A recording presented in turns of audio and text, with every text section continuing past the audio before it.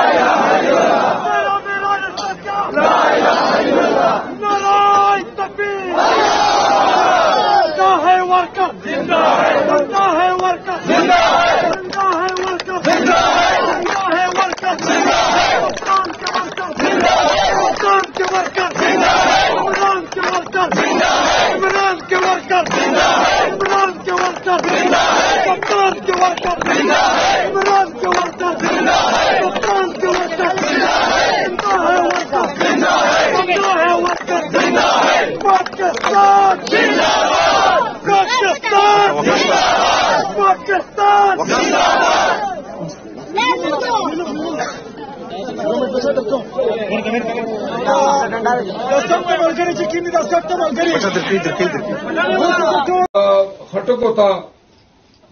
दे जड़ो दतेना शुक्रिया अदा कौमा چې دوره ګڼ تعداد چې نن جمع شوي